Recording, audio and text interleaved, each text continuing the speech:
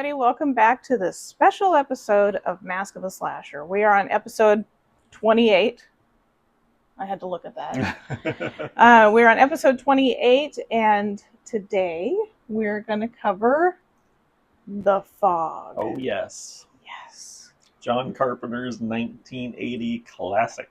Yes. Coming hot on the heels of Halloween.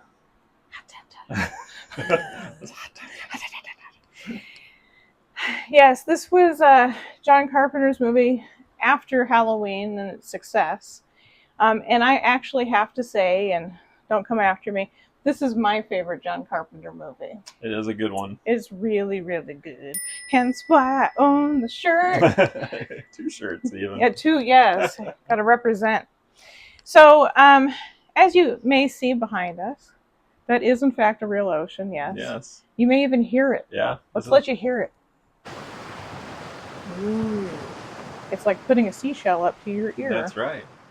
Really, that just sounds like the air in my head. But this is not a green screen, folks. No. We're just living it up. We're coming at you from Antonio Bay. Yes. Not really, but... Yeah. Ahoy, mateys! Ahoy, arr. Arr. Anyway, so we decided to cover this because, one, we were coming here, and to Antonio Bay. Yes. Yeah, that's where we are. Yep. And also because we just love this movie so much, and we felt like it needs some good coverage. Yes, needs some love. Yes. So, as some of you may or may not have seen this movie, so Jamie Lee Curtis is, she makes a return, but also the mighty, the immortal, the legend, the man, the myth, Tom Atkins also stars in this movie.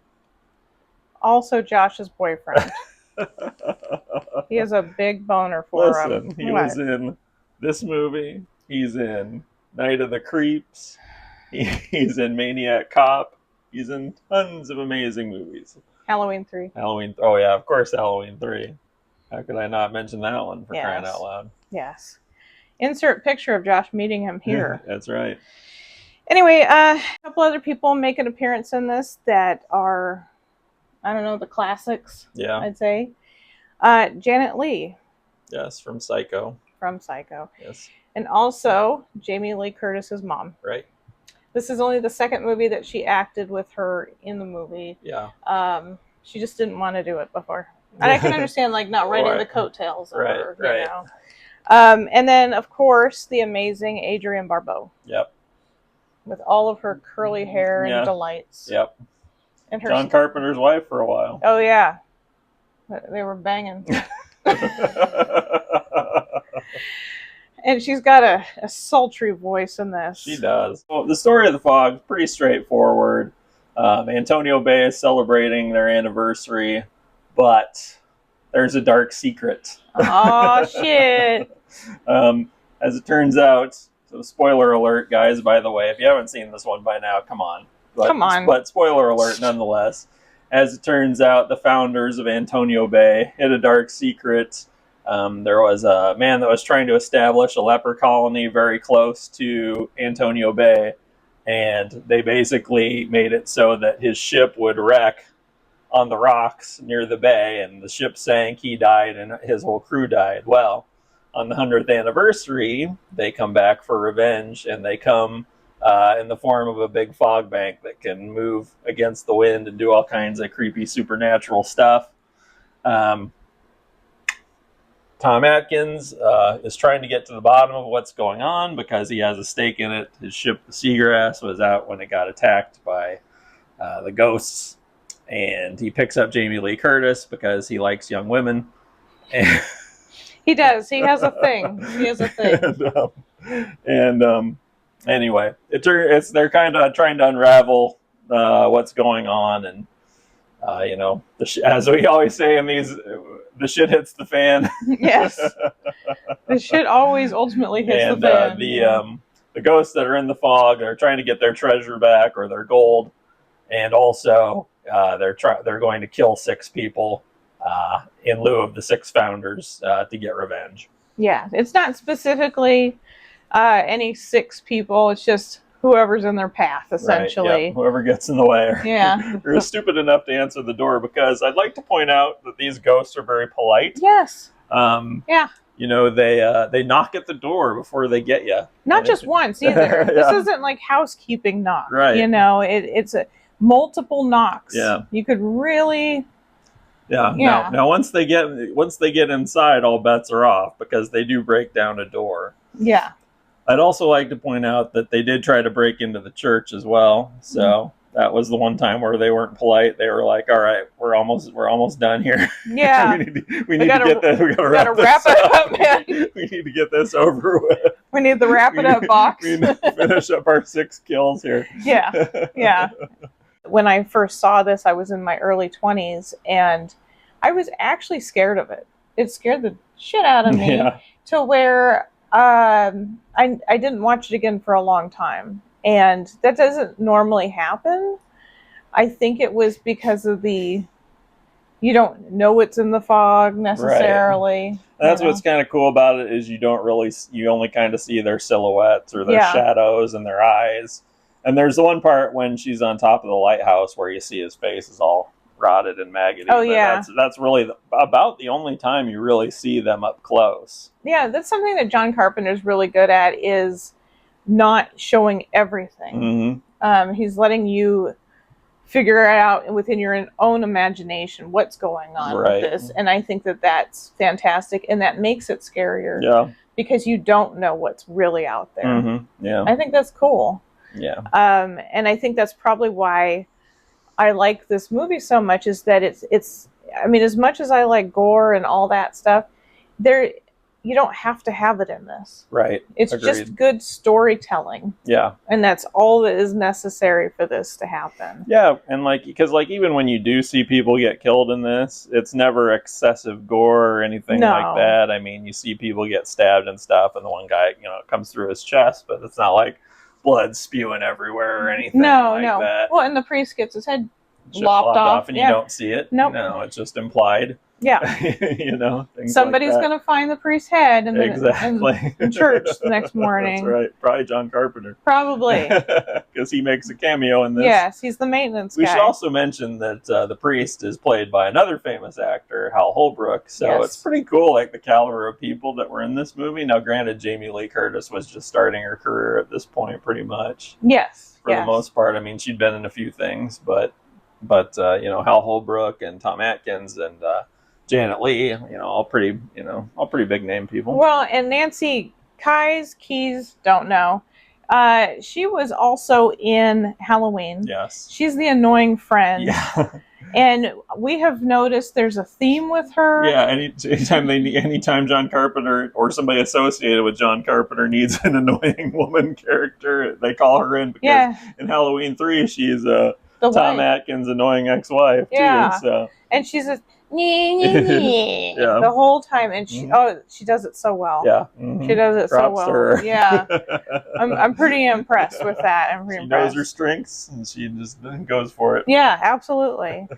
There's a couple things about this. I have given Josh a hard time about this for years. We just celebrated our 14-year wedding anniversary. That's right. So at least 15 years I have given you shit about this. And I keep saying, it's the Ghost Pirates. It's the Ghost Pirates. And he's just like, it's not Ghost Pirates. Hey, it's Krista here, working hard on editing this video. And I want you to know that this morning when I was looking for images to put into this video, I didn't even put in pirates. It just automatically came up on the Google search. So obviously, I'm not the only one who thinks this. All right, back to the show. Well, they're not pirates. I know. Because they're the crew but of it's funny. It's funny to me. And then I saw, at one point, their silhouettes had swords. I'm like, pirates have swords. But everybody back then had swords on the ocean. Because either you were a pirate or you had them for defense against pirates. I don't know. Anyway, they were the crew. But here's the thing that's interesting. So the man that was he was trying to have this leper colony on an island. Blake. Yeah. Yeah, Blake. He was rich, and his crew he is the one that has leprosy in this, which is, not money. Money doesn't fix everything. Right. Let's just put Especially that back then. Especially back then. Yeah, you're kind of done once you get leprosy. But anyway, his crew must have also had it. Well, one would assume if they'd been in that close of contact with him for that long on a ship. There could have been ship orgies. There could have been. Spreading the leprosy around. Yeah, there could have been. Yeah, absolutely. So, I think that's interesting is that they don't really explain the crew too much. Mm-hmm. There's certain details that they don't put everything out. But and that's something we've talked about over and over again is you don't always have to explain everything. Sometimes what's left to your imagination is always going to be way scarier or way worse than what anybody's going to try and explain to you, or because And the other character that's in this, I don't know his name, the little boy. Oh yeah, Adrian Barbeau's son in this movie. Andy. Oh, Andy. Yeah. Oh gosh, I want to smack him around a couple times. He could, okay, so her character, she has a radio station that is in the lighthouse, which would never really happen, I don't think. Something like that. I don't know. Yeah. But it's only at night. Yeah. She owns it, and she chooses to only have it at night. Right. And so then she, goes to bed really late, and then her son comes in and wakes her up. Yeah. And, hey, Mom, look at this piece of wood that I found on the beach. And she's just like, bro, I'm trying to sleep.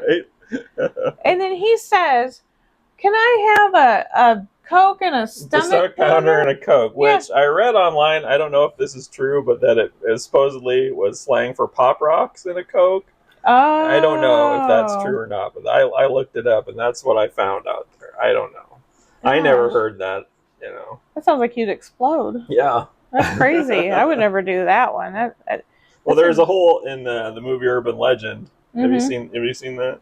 No. Well, there's a whole scene in it, and Robert Englund's actually the professor in that movie. Oh, wait, I have seen that, and they do a whole thing about that being an urban legend, that if you ate Pop Rocks and then drank soda, that your stomach would blow up. I mean, I ate Pop Rocks. Yeah. I drank Pepsi. I haven't had some Jolt every once in a while. Oh, God. You really want to bring it back, So, and here's the other thing that we were discussing on our drive out here today, is I said, if any of you have ever seen Garfield's Halloween Adventure, first of all, it's fantastic because it's Garfield, and I love Garfield. It's actually kind of scary. Oh, yeah. So Garfield and Odie, let's tell the little story here. Garfield and Odie, they go trick-or-treating, which of course is totally normal. For a cat and a dog to just go trick-or-treating by themselves. Just whatever, and they know what's happening. And at some point, they're like, oh, I see a house off in the distance. We should go over there because there's probably more candy because Garfield's... Yeah, they go across the river, right? Yeah, he goes across the river. They go into this creepy old house, and I don't know why they didn't put two and two together, that there was a fire going. Why wouldn't there be somebody? Right. But all of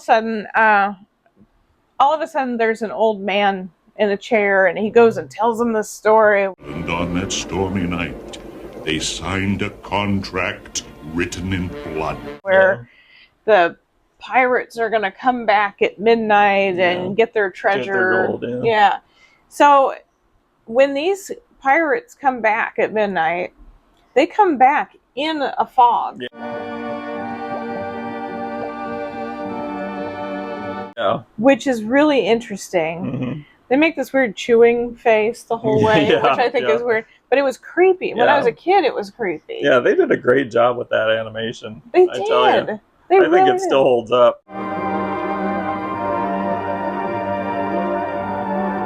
I just thought it really sounds familiar, you know? And I mean, of course, it's quite possible that they borrowed the idea from it because I'm pretty sure that came out in like the mid 80s, if I'm correct. So, and with this being 1980. Yeah, 1980. So then it would make sense. Yeah. That it could definitely happen. And they, lo and behold, they get their gold, but they're still chasing Garfield and Odie, and Garfield and Odie are out on the river, and Garfield almost dies. Yeah. It's really sad. It is. But they survive, and they get their candy. So they get their candy, and Garfield realizes, the moral of the story is that, don't be a pig. That's right. So, anyway, have you guys seen this movie? Yes. I hope you have. Yes. I hate for you to miss out on this movie. Yeah, this movie is all about atmosphere, and John Carpenter does such a fantastic job with that. It's well worth seeing. I mean, it's a classic. Yeah, absolutely. I even bought that tin. Oh yeah, DVD set the tin thing. Blu-ray version. Is that what it was? Blu-ray? Okay, Yeah. I'm old. Yeah, and so it has all this behind the scenes stuff, which special features. That's right. Got to have special features. So anyway, we're gonna go and enjoy the rest of our time here at Antonio Bay. Yes. And we hope you guys go check it out. Please don't forget to like and subscribe and share this video. That's right. And let us know what you think. Let us know what you thought of the movie. Have you ever watched Garfield's Halloween Adventure or whatever it is? Yeah.